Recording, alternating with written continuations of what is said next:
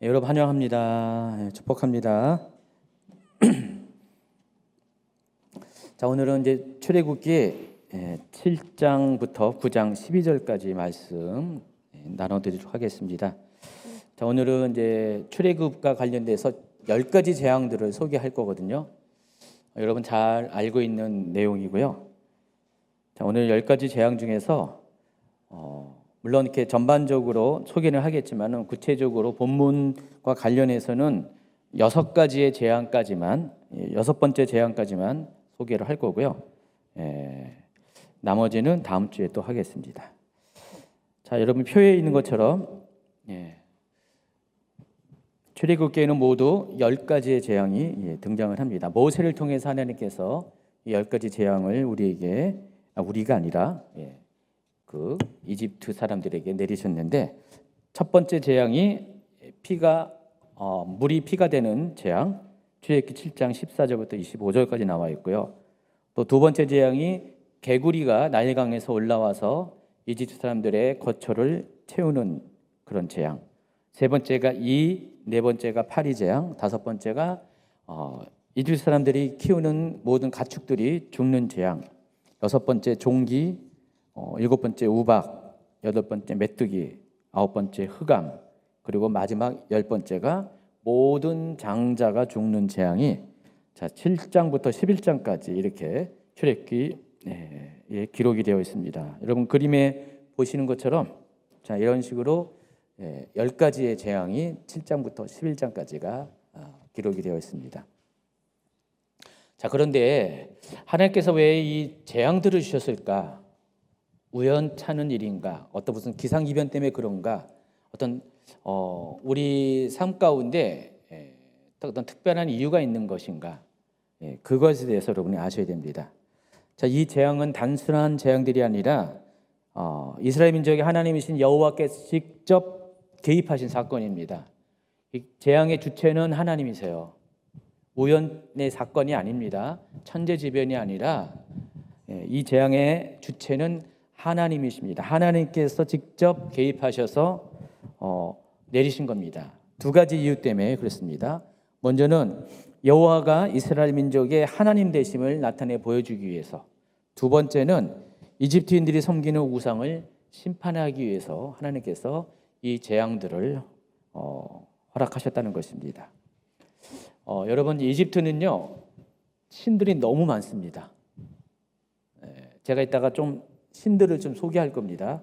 제가 소개하는 신들은 전부 다 소개하는 것도 아니고 메이저 신들만 소개하는 거예요.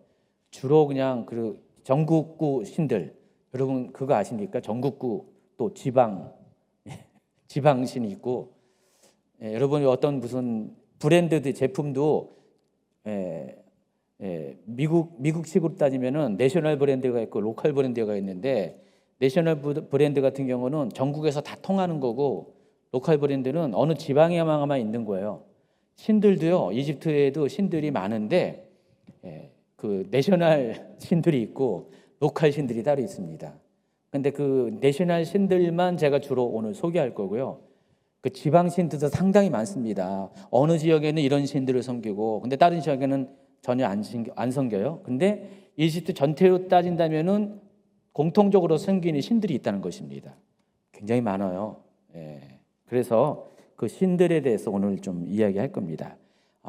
그래서 이 하나님께서 이 재앙을 내리신 이유가, 첫째는 하나님의 하나님 되심을 나타내 보이시려고 한 거였고요. 또 한 가지는 그 이집트에 있는 수많은 신들을 심판하기 위해서.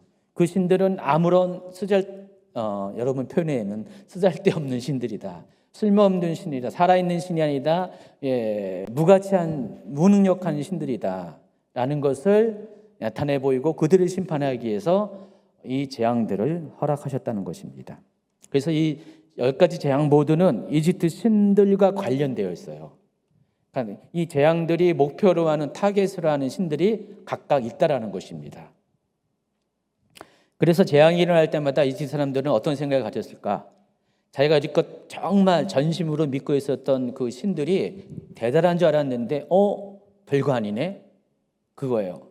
신들이 정말 이렇게 존경하고 숭배했던 신들인데 아무런 힘도 없이 무기력하게 더군다나 히브리인대 하나님 이 사람들은 보통 이제 하나님을 광야의 하나님으로 이렇게 여겼거든요. 후대에 보면은 우리 여호와 하나님을 그냥 광야의 하나님으로 생각을 했어요. 그 광야의 그 신인 그 여호와에 의해서 전부 다 무너지는 것을 보면서 굉장히 무기력을 느꼈고 또 낙심을 느꼈을 수밖에 없습니다. 그리고 또 그 자기들이 믿고 있던 그 대단한 신들을 무너뜨린 그 여호와 하나님에 대해서 다시 한번 생각할 수밖에 없습니다. 그러한 어떤 효과라고 할까요? 결과를 얻기 위해서 하나님께서 이런 재앙들을 허락했다는 것입니다. 그래서 10가지 재앙은 제가 크게 2가지 얘기했지만은 다시 한번 정리하면 모든 4가지 목적을 가지고 이 재앙들이 펼쳐졌다는 것을 아시기 바랍니다. 그러니까 10가지 재앙은 4가지의 의미가 있습니다. 첫째는 하나님께서 이스라엘 민족을 노예 생활에서 해방시키기 위한 구원의 도구로서 이 재앙들을 허락했습니다. 이 재앙을 통해서 이스라엘 민족이 구원을 받은 거예요. 출애굽이 이 재앙을 통해서 일어나게 됐다는 것입니다. 2번째는 하나님이 어떤 분인지를 알려주는 계시의 도구였어요.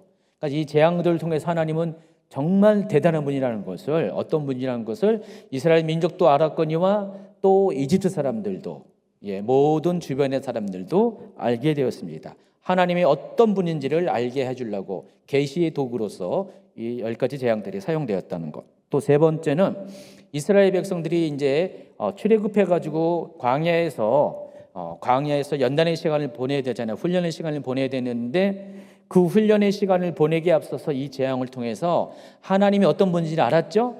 그래서 그 하나님을 믿고 확신하는 그 믿음의 도구로서 이 재앙들을 허락했다는 것입니다. 그리고 가장 중요한 것이 이집트 신들을 심판하는 심판의 도구로서 이 재앙들을 허락했습니다. 그래서 출애굽기 12장 12절을 한번 읽어주세요. 내가 그 밤에 애굽 땅에 두루 다니며 사람이나 짐승을 막론하고 애굽 땅에 있는 모든 처음 난 것을 다치고 애굽의 모든 신을 내가 심판하리라. 나는 여호와라. 애굽의 모든 신을 내가 심판하리라. 바로 이것 때문에 하나님께서 10가지 재앙을 허락하셨다는 것을 아시기 바랍니다. 그래서 이집트에는 어떤 신들이 있을까? 어떤 신이 있을까요? 운동화도 있고 뭐 구두도 있고 뭐 그런가요? 이 신은 이집트 신은 2가지 차원입니다. 풍요를 또 다산을 주는 신. 이집트와 관련된 신들은 대부분 풍요와 다산이 관련돼 있어요. 그러니까 자기들에게 풍요를 주고 또 아이들을 많이 낳고 민족을 번성하게 하는 그 역할로서 그 후견으로서 신을 그런 종류의 신들을 섬기고 있습니다. 그래서 여기 이제 그림에 보시면은요, 여러분 이 중에서 뭘 아십니까? 어떤 신, 뭐 이렇게 아는 신이 있습니까? 또 한번 다른 그림 보여주세요. 들어본 신이 있습니까 여기? 영어로 해서 모른다고요? 혹시 라라는 신 들어보셨죠? 태양신, 호루스 들어보셨죠? 근데 저 신들 말고 한번 보세요. 신들이 얼마나 많은지. 저기 보면 악어 신도 있고요, 풍뎅이 신도 있고요, 오리 신도 있고 별별 신들이 다 있습니다. 뒤에 가면은 신들의 계보까지 제가 잠깐 참고 자료로 이렇게 보여줄 겁니다. 신들이 저기 이집트 벽화에 나오는 신들이에요. 그냥 화가가 그린 게 아니라 벽화에 나오는 신들을 이렇게 모아놓은 겁니다. 그래서 저렇게 많은 신들을 타겟으로 이 10가지 재앙이 일어났다는 사실을 아시기 바랍니다. 첫 번째, 이 피재앙은 누구를 대상으로 할까? 어떤 신을 타겟으로 할까? 먼저 이 피재앙은 이집트인들이 생명의 근원으로 경배하고 있던 나일강을 향해서 내려진 심판입니다. 여러분, 이집트 사람들에게 나일강은 너무 중요해요. 나일강이 없으면은 이집트가 없어요. 여러분, 이집트 문명을 다룬 별칭이 뭔지 아세요? 나일 문명이라고 그러죠. 그렇죠. 예전에 고대로 올라가면 갈수록 전부 다 강을 중심으로 문명의 이름이 정해져 있어요. 가령 메소포타미아 문명, 티그리스 강과 유프라테스 강 그 주변에 펼쳐진 그 지역을 메소포타미아라고 하는데 메소포타미아 문명도 강을 중심으로, 또 중국도 황화 문명이라고 그러죠. 황하를 중심으로 문명이 세웠죠. 그러니까 고대로 가면 갈수록 큰 강을 따라서 사람들이 모여 살고, 사람들이 모여 살다 보니까 문명이 일어납니다. 여기 이집트도 마찬가지입니다. 나일강 주변으로 해서 문명이 생기게 됩니다. 그러니까 이집트 지도를 여러분 보시면 알겠지만은 오늘 제가 준비를 안 했는데 여러분 다 기억날 겁니다. 이집트 지도를 보면은 나일강을 중심으로 해가지고요. 나일강 유역은 전부 다 파란 색깔인데 조금만 벗어나도 전부 황토색이에요. 쭉 나일강을 따라서 농경지가 일부가 강변을 따라 좀 있고, 저 밑으로 나일강 그 하구 델타 지역, 그 지중해랑 접하는 그 델타 지역은 부채꼴 모양으로 좋은 옥토 같은 농경지가 있죠. 거기 이 동쪽 지역에 고센 땅, 이스라엘 백성이 정착한 그 땅이 있고요. 고기를 빼고는 전부 다 불모지에 가깝습니다. 이집트. 그래서 나일강이 없으면 이집트라는 나라가 존재할 수가 없었어요. 그때 당시. 뭐 지금은 다 이렇게 물을 끌어다가 어떻게 개간을 해서 사용하겠지만, 그때만 하더라도 그런 치수 능력이 없었기 때문에 당연히 사람들은 나일강 주변에 몰려 살았고, 나일강의 상태에 따라서 생존이 걸려 있습니다. 그러니까 어떻게 해요? 나일강은 그들에게는 신과 같아요. 그러니까 나일강 자체가 경배의 대상이었습니다. 그래서 나일강과 관련된 여러 신들이 있어요. 특별히 또 나일강은요, 또 어떤 의미가 있냐면은 해마다 나일강이 범람을 합니다. 홍수가 져요. 우리 생각에 홍수는 별로 안 좋잖아요. 여러분, 우리나라는 지금 홍수 나는 일이 없지만 예전에 홍수 날 때가 종종 있었잖아요. 몇십 년 전만 해도. 여러분 굉장히 싫어했잖아요. 재앙이었잖아요. 그런데 이집트 사람들에게 홍수는 재앙이 아니었어요. 오히려 지금 댐 때문에 홍수가 안 나가지고요, 나일강 주변에 그 땅들이 별로 안 좋아요. 옛날에는요, 댐이 없을 때는요, 홍수가 나야지만 그들이 먹고 살았어요. 왜냐하면 홍수로 인해서 물이 범람할 때 좋은 농사짓기에 좋은 그 유기질들이 있죠. 그런 것들이 그 흙과 함께 범람해가지고 땅을 비옥하게 만듭니다. 그래서 반드시 홍수가 나서 나일강이 물이 넘쳐야지만 됐습니다. 그래야지 농사가 잘 되는 거예요. 만약에 홍수가 없다, 그럼 그의 농사를 망치는 거예요. 그래서 홍수가 있어야 돼요, 항상. 그래서 홍수와 관련돼서 또 신이 있습니다. 범람의 신이 있어요. 나일강과 관련된 여러 신들이 있는데 그 중에서 대표적인 신이 나일강의 수호신인 크눔입니다. 크눔이 아니라 크눔. 제가 크눔이에요. 제가. 그래서 이집트 사람들은요, 이 신을 창조주로 믿고 있어요. 또 저승의 신, 홍수와 범람의 신. 그래서 그런 이름으로 추앙을 받습니다. 그리고 이 크눔의 와이프가 좀 이따 소개하는 헤케트라는 여신이거든요. 개구리 여신입니다. 헤크투가 부부신. 네, 어떻게 생겼냐?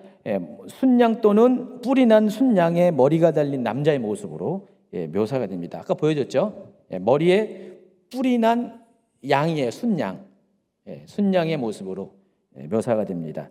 이게 아까 그림 다시 한번 보여주면요, 부조에 나와 있어요. 이렇게 쿠눔 신전이 따로 있어. 저 신을 여기 모시는 제사하는 신전이 따로 있는데, 제가 신전 그림은 안 갖다 놨는데 그 신전 벽화에 보면은 저렇게 쿠눔 신의 모습이 저렇게 그려져 있고요. 저렇게 또 이렇게 뭐라 그러죠? 동상이라고 하나? 저런 것들도 다 출토된 겁니다. 보세요. 여기 오른쪽에 보면은 사람 둘이 있죠. 저 쿠눔이 인간을 창조했다는 거예요. 믿거나 말거나 그래요, 자주가. 쿠눔이라는 신이 나일강과 관련된 신이에요. 또 하피라는 신이 있습니다. 저렇게 생겼죠. 하피라는 신은 보시면은요, 머리에는 수초로 된 왕관을 쓰고요, 수염이 있고 남자인데 한쪽 가슴이 쭉 여자처럼 이렇게 쭉 이렇게 내려앉아 있습니다. 가슴이 좀 큽니다. 그리고 통통한 남자로 표현을 했습니다. 왜 저러냐면은 저런 모양을 통해서 나일강의 축복을 가져다주는 신이다라고 믿고 있어요. 아까 그 큰 신과 더불어서 하피 신도 나일강을 범람케 하는 범람의 신으로 섬기고 있습니다. 자, 그런데 이 나일강이 피로 물들었다라는 것은 아주 충격적인 사건이라는 것입니다. 저 나일강의 주인이 저 쿠눔이나 저 하피 같은 신들인데, 저 신들이 지켜주고 보호해야 될 이 나일강이 피로 물들었다는 거 어떻게 해요? 싸움에서 졌다라는 의미예요. 그런 일이 있어서는 안 되는데, 지금 그래서 이 하나님께서 첫 번째 재앙을 통해서 그 이집트 사람들이 정말 가장 큰 숭배의 대상으로 여기 있는 나일강의 신들을 무력화시킨 겁니다. 저 신들은 아무런 능력이 없다. 그리고 이 젖줄로 생명줄로 생각하는 나일강이 피로 물들어 가지고 자신의 생명줄이 끊어졌다라는 표시로 하나님께서 첫 번째 타겟으로 나일강의 피로 물들게 하는 심판을, 재앙을 내리셨다는 것입니다. 두 번째 재앙이 개구리 재앙인데, 무수한 수의 개구리들이 나일강에서 올라와서 이집트 전역을 확 덮어버립니다. 근데 이 개구리 형상을 닮은 신이 있어요. 아까 그 쿠눔과 부부 사이의 신인데 헤케트라는 신입니다. 헤케트 한번 보여줬죠. 자, 개구리 저거를 이제 신으로 믿고 있는 거예요 지금. 그래서 저 이 개구리 신은 신들의 어머니다라고 합니다. 여러분 이렇게 로마 그리스 신화 같은 경우도 이렇게 주신이 있잖아요. 제우스가 있잖아요. 제우스가 있고 또 제우스의 아내 헤라 여신이 있잖아요. 부부잖아요. 그런 관계예요. 헤케트라는 여신이 개구리를 모양을 갖고 있어요. 아까 저기 남편 신은 뿔 달린 순양의 모습을 갖고 있고요. 근데 그래서 개구리들이 신성시했어요. 이집트 사람들은 그래서 이 신을 믿고 있기 때문에 개구리들이 신성시했습니다. 왜 신성시했냐면은 홍수가 나서 이렇게 범람을 하잖아요. 범람을 해가지고 물이 빠질 즈음 되면은 개구리들이 나일강에서 올라온대요. 그러면 이때쯤 되면은 이제 물이 빠진 거예요. 그럼 이때부터 농사를 질 수 있는 시즌을 알리는 신호로서 개구리들이 올라오는 거예요. 그래서 개구리들이 올라오면 되게 좋아했어요. 그래서 개구리들이 축복의 상징이 됐고 거기에 맞춰서 저렇게 헤케트라는 여신도 만들어낸 겁니다. 근데 이번 이 개구리 재앙은 나일강의 강둑에만 올라온 게 아니라, 충족토에만 올라온 것이 아니라 그 이집트 사람들의 모든 집에 다 들어오는 거예요. 집안 곳곳에 들어와 가지고 한 집안 전체를 개구리들이 장악한 거예요. 밥그릇 밥 먹으려고 밥을 탁 열었더니 그냥 거기서 개구리가 탁 나오고, 잠을 자려고 침상에 딱 누웠는데 개구리들이 나오고 막 그런 거 있잖아요. 그런 상태예요. 그러니까 어떻게 해요? 원래 이렇게 존경하고 신성시했던 이 개구리들이 집안 곳곳에서, 그러니까 어떻게 해요? 이제는 지긋지긋한 개구리가 된 거죠. 더군다나 개구리들이 이제 나중에 죽잖아요. 악취가 나잖아요. 그래서 이거 뭐예요? 너희들이 신성시했던 이 개구리들이 알고 보면은 아무것도 아니다라는 것을 보여주기 위해서 하나님께서 이 개구리 재앙을 일어나게 하셨다는 것입니다. 세 번째가 이 재앙입니다. 이로 번역한 히브리어가 이제 킨님이라는 단어인데, 이 단어가 모기나 해충, 구더기를 의미합니다. 반드시 이만 의미하는 게 아니라 해충을 의미합니다. 모기 같은 해충을 의미하는데, 땅의 티끌이 저렇게 해충으로 변합니다. 자, 그래서 이 재앙은 어떤 신을 타겟으로 하냐면은 대지의 신 게부를 향한 심판입니다. 대지의 신이 어떻게 생겼는지 한번 볼까요? 요 왼쪽 그림에서 저 위에 있는 것은 하늘의 신 누트를 가리키고 밑에 지금 누워 있는 게 게부예요. 저게 땅의 신, 대지의 신입니다. 근데 저게 저렇게도 묘사도 되고 오른쪽에 보면은 오리 있죠. 오리를 이렇게 머리에 얹고 있어요. 게부는 저게 머리 위에다가 오리를 안고 있는 게 게부신이에요. 저게 그냥 누가 후대 사람들이 창작한 게 아니라 그 오래전부터 이집트의 그 유적 가운데 있는 것들입니다. 저 게부신을 향한 심판이라는 것입니다. 그래서 이집트 사람들은요, 게부의 자석이라고 이집트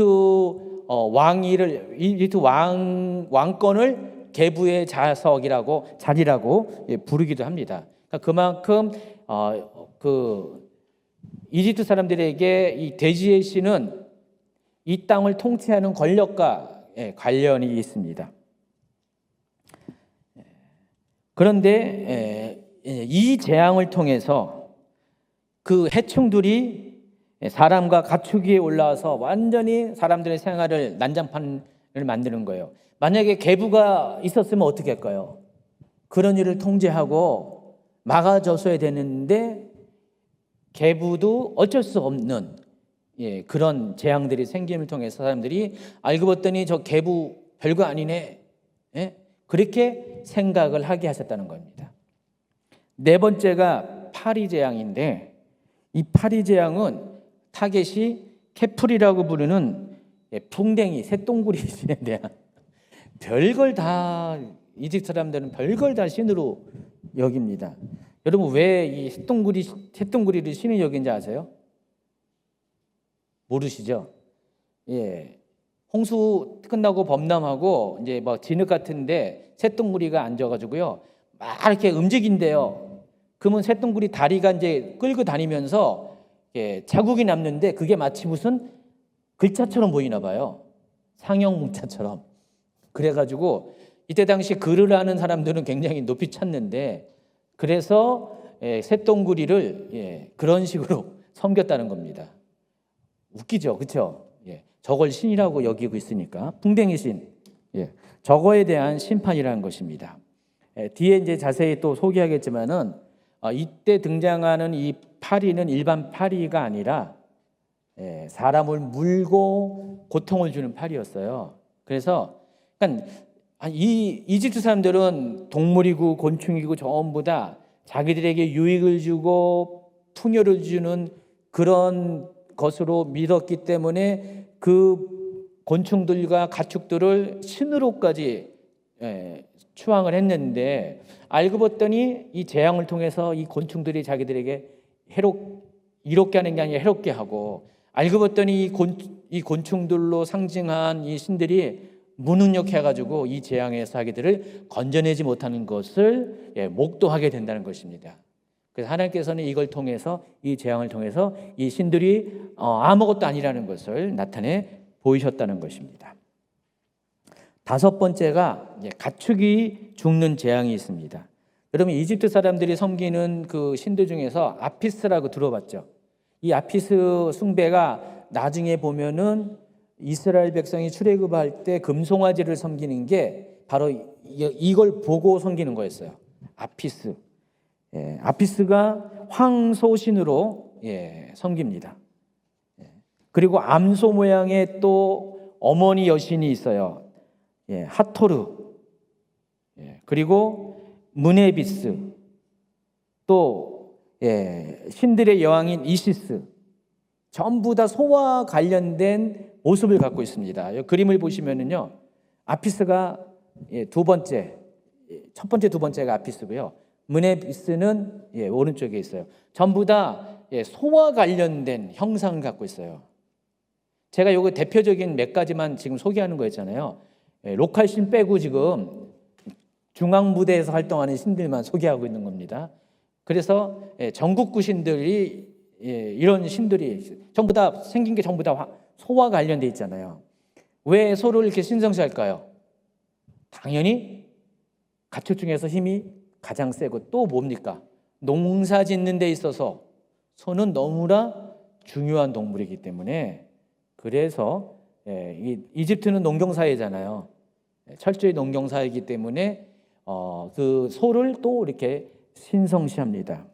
근데 그 소가 죽고 있어요. 지금 신이 죽는 거예요. 지금 이집트 사람들에게는 자기들이 신성시하는 신이 죽고 있습니다. 여섯 번째는 독종 제약입니다. 이 독종 제약은 하이크, 토트, 임호텝이라는 마술과 치료의 신들에 대한 심판이에요. 독종을 통해서 사람들이 고통을 당하고 있잖아요. 그래서 너희들이 믿고 있는 이 토트라든지 뭐 이모텝이라는 이 신들이 아무런 능력이 없는 신이다라는 것을 하나님께서 나타내 보이시려고 이렇게 독종을 보내주셨다는 것입니다. 지금 이런 얘기하면은 목사님 무슨 제가 그걸 알아야 돼요? 그런 분이 분명히 한 3명 정도 있을 것 같아요. 그렇죠? 그런 식으로 따지면 제가 뭐 이렇게 어떻게 뭐 성경을 얘기할 게 없어. 아니면 10가지 재앙이 이와 관련된 거기 때문에 그래서 알아야 되는 거거든요. 제가 뭐 이집트 신들을 뭐 이렇게 여러분 다 잘 알아야 된다는 그런 관점에서 소개를 하는 게 아니라 이 10가지 재앙들이 이러한 신들에 대해서 심판을 목적으로 하는 것이기 때문에 그래서 알아야 된다는 것입니다. 그리고 7번째가 우박재앙인데 이 우박재앙은 하늘과 관련된 신들이에요. 하늘과 관련된 신들이 꽤 많아요. 또 여기도 그러니까 그 전국구 신들만 소개하는 겁니다. 공기의 신, 슈라는 그림을 보시면은요, 저 맨 왼쪽에 공기의 신이래요. 그리고 두 번째가 습기의 신, 테누프트. 뭐 별신이 다 있어요, 그렇죠? 그리고 하늘의 신 누투. 하늘의 신 누투는 저 이렇게 꼭대기에 저 밑에가 대지의 신 게부였죠. 반대로 저렇게 하늘처럼 이렇게 둘러싸고 있는 게 누투입니다. 저 신들에 대한 심판입니다. 저들이 날씨를 통제하고 있는데 지금 저들이 통제 밖에 지금 우박이 떨어지고 있잖아요. 그래서 저 신들이 무능력하다라는 것을 보여주는 겁니다. 또 메뚜기 재앙입니다. 이 메뚜기 재앙은 아까 소개했던 그 게부신과 또 농사의 신 세트와 관련이 되어 있습니다. 그래서 이 메뚜기들이 와서 어떻게 해요? 다 잡아먹잖아요. 모든 잡아먹는 게 아니라 다 그거 먹어버렸잖아요. 그러니까 메뚜기들이 모든 농작물을 전부 다 먹어치우니까 어떻게 해요? 저 대지의 신들이 지금 무기력한 거예요. 대지의 신들이 지금 여지껏 보호해 줬는데 지금 자기를 보호하고 있지 못하는 거예요. 그리고 흑암재앙. 이집트에서 또 나일강 못지않게 가장 신성시했던 게 뭐냐? 태양 숭배입니다.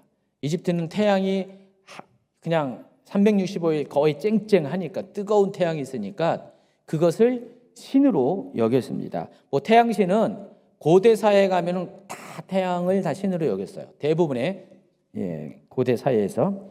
그래서 이 태양신이 이집트 최고의 신의 반열에 있습니다. 그 태양신을 가리켜서 라라고 부르고요. 후대에 가면은 아몬이라는 신과 합쳐져 가지고 아몬라, 아몬레 뭐 이렇게 부르기도 하는데 원래는 이제 라라는 신이 이제 오래된 신명인데 뒤에 가면은 아몬과 합쳐져 가지고 아몬라가 돼 버립니다. 그 신 모양이 이렇게 돼 있어요. 지금 태양을 지금 머리 위에 이렇게 하고 저 머리는 뭐 같아요? 머리는 뭐 같아요? 따오기라고 하더라고요. 따오기. 따오기. 그래서 태양 숭배의 절정을 이룬 것이 아몬나인데 그 태양을 가리는 흑암이 지금 태양이 지금 떠 있어야 되는데 흑암이 지금 태양을 가리고 있잖아요. 그럼 어떻게 해요? 태양이 힘을 잃은 거잖아요. 태양이 능력을 상실하는 겁니다.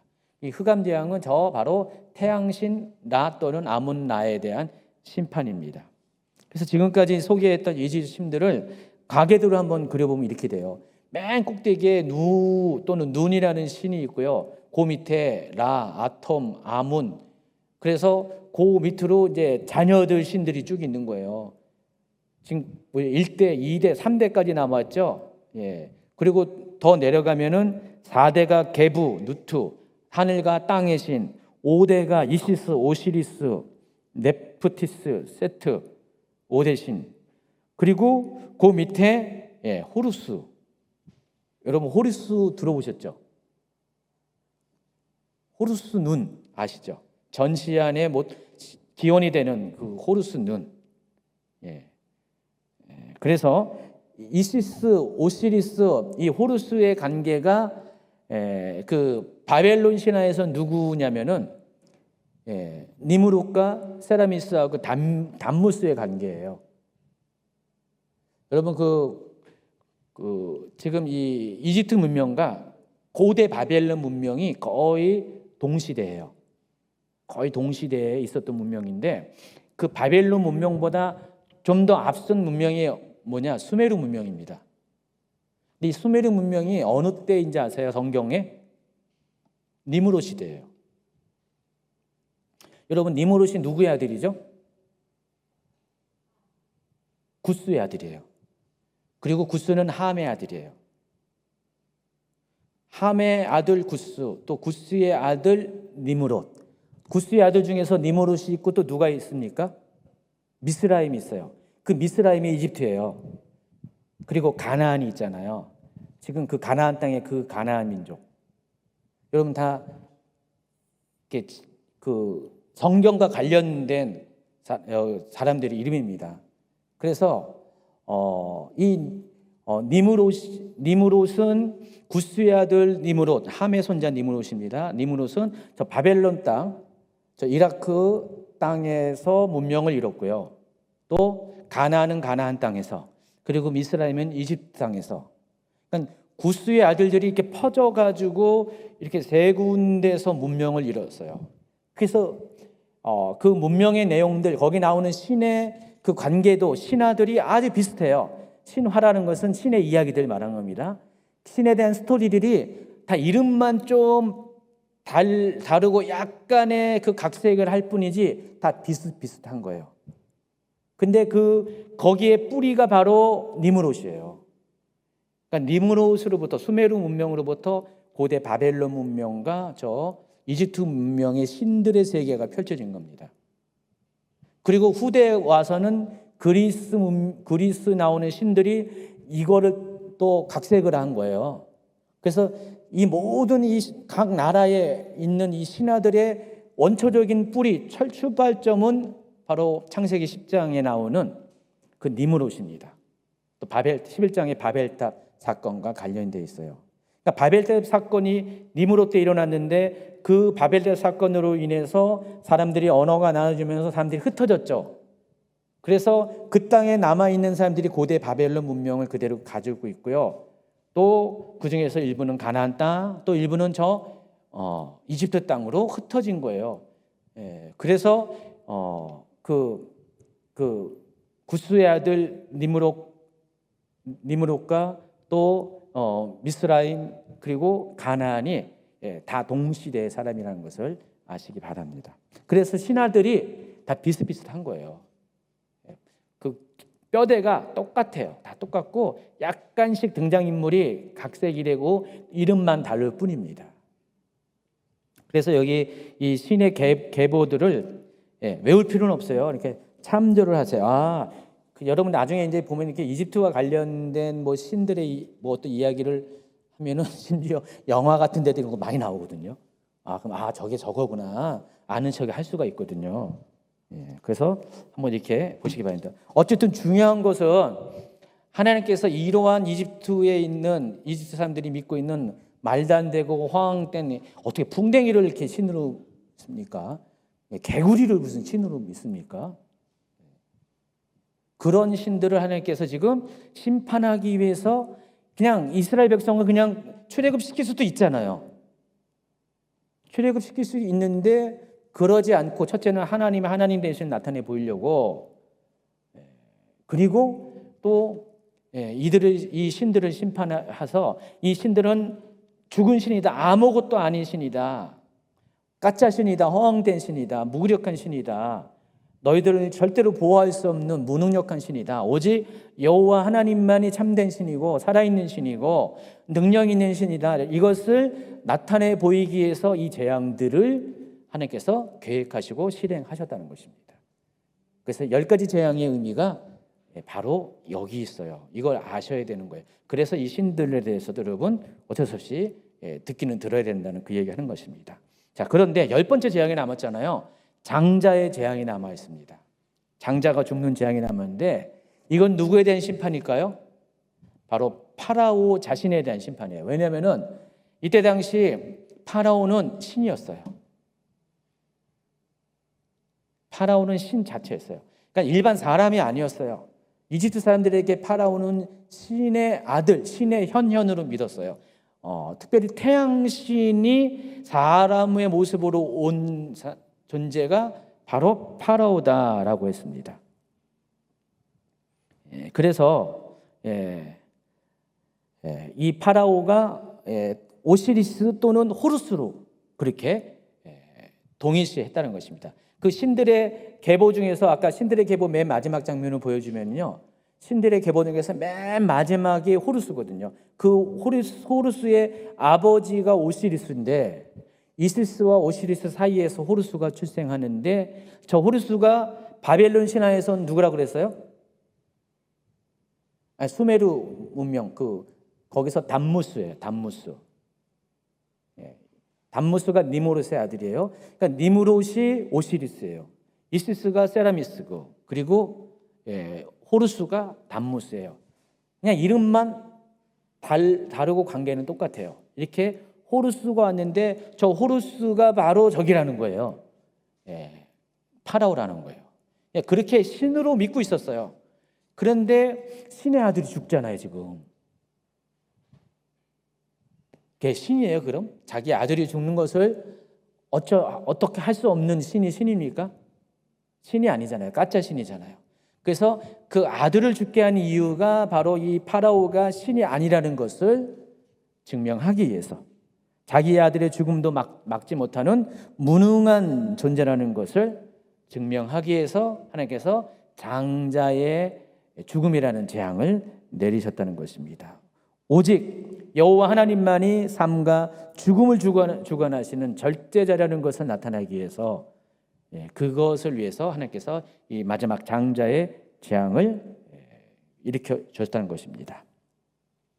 자, 10가지 재앙이 일어난 초기만 해도요, 그 파라오 밑에 있는 그 마술사들, 요술사들, 박수들, 이런 사람들도 그들의 술법으로 적어도 2가지, 이 10가지 재앙 말고 또 지팡이가 뱀이 되게 하는 것까지 모두 3가지는 똑같이 따라 했어요. 흉내를 냈어요. 10가지 재앙 중에서는 2가지를 흉내냈는데, 그래서 어떻게 해요? 파라오가 맨 처음에 나도 할 줄 안다, 내 신하들도 할 줄 안다고 당당했었잖아요. 근데 거기까지고 또 피로 변하게 하고 또 개구리가 올라오게 하는 거기까지는 따라 했는데 피를 없애거나 개구리를 물러가게 하는 그것은 하지 못해요. 흉내는 낼 수가 있었어요. 그래서 그들은 당당할 수가 있었다는 것입니다. 그러나 3번째 이 재앙이 생길 때부터는 이집트에 있는 마술사들은 더 이상 따라할 수가 없고 흉내내지 못했습니다. 그래서 우박 재앙부터는요, 이들도 두려워해서 하나님의 존재와 능력을 인정하게 됩니다. 그리고 마침내 10번째 재앙이 일어날 때 모든 것을, 마침내 파라오까지 모든 것을 포기하고 하나님 앞에 굴복하게 됩니다. 59페이지가 아닌데 제가 이게 넘버링을 잘못했어요. 넘버링 여러분 49페이지를 시작했는데 거기다가 20페이지를 추가시켜요. 69페이지부터. 그러니까 지난주 넘버링인데 제가 잘못 이렇게 업데이트를 안 시켜가지고 그러면 지금 일단 여러분 이제 갖고 있는 거에 59페이지 보시면은 여러분 이 10가지 재앙이 성경에만 나와 있냐? 알고 봤더니 그렇지 않아요. 이게 역사 기록에도 나와 있어요. 몰랐죠? 지금 아시기 바랍니다. 약 1세기, 그러니까 그 인간의 역사 1세기 전에, 그러니까 1세기가 되기 전에 이집트의 어느 멤피스 지역이죠. 멤피스 지역에서 하나의 문서가 발견이 됐어요. 그 문서를 아이피오 파피루스라고 부릅니다. 파피루스에다가 문서가 기록이 된 거예요. 혹시 제가 이거 그림 남겨놨나요? 한번 보여주시겠어요? 자막팀 혹시 그림이 있나요? 안 해놨나요? 안 해놨구나. 제가 이거 캡처를 다 해놨는데 안타깝게 안 해놨습니다. 파피루스에다가 기록한 문서가, 그러니까 수천 년 전에 기록한 문서가 지금부터 2000년 전에 발견이 됐다는 거예요. 그것을 가리켜서 아이피오 파피루스라고 부르는데, 이 아이피오 파피루스라는 것은 이름이 아이피오라는 그 시대의 고대 이집트의 현자라가 그 똑똑한 사람이죠. 그 현자가 기록한 문서입니다.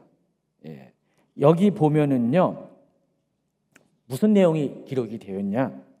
이 아이피오 파피루스 2장부터 9장 사이에 있는 내용이 오늘 소개하는 출애굽기 7장부터 12장까지의 내용과 동일한 내용들이 여기 기록이 되어 있어요. 한번 비교해 볼까요? 한번 이 부분을 읽어주시기 바랍니다. 그러니까 그 10가지 재앙 중에서 피재앙과 관련돼서 여러분 갖고 있는 그 원고에는 빨간색이 아이피오 파피루스의 내용이고 또 파란색이 출애굽기의 내용입니다. 한번 읽어주세요. 피재앙, 재앙이 그 땅 전역에 임했다. 도처에 피가 있었다. 강이 피로 변했다. 사람들은 물을 마시지 못하고 갈증에 시달렸다. 애굽 온 땅에 피가 있으나 그 물이 다 피로 변하고 애굽 사람들은 하수가를 두루 파서 마실 물을 구하였더라. 지금 유사한 내용을 담고 있죠.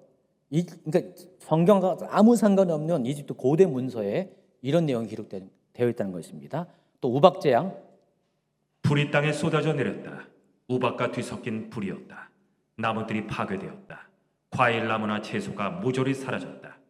우박이 또 밭의 모든 채소를 치고 들의 모든 나무를 꺾었을 때, 그리고 또 흑암재앙, 땅에 빛이 없었다. 캄캄한 흑암이 3일 동안 애굽 온 땅에 있어. 또 가축에 임한 재앙, 모든 짐승들이 울부짖고 가축들이 신음했다. 여호와의 손이 들에 있는 내 생축 곧 말과 나귀와 약대와 우양에게 더하리니 심한 악질이 있을 것이며, 장자들에게 임한 재앙, 곳곳에서 자기 형제를 땅에 묻었다. 왕자들이 성벽에 부딪혔다. 왕자들이 거리에 내던져졌다.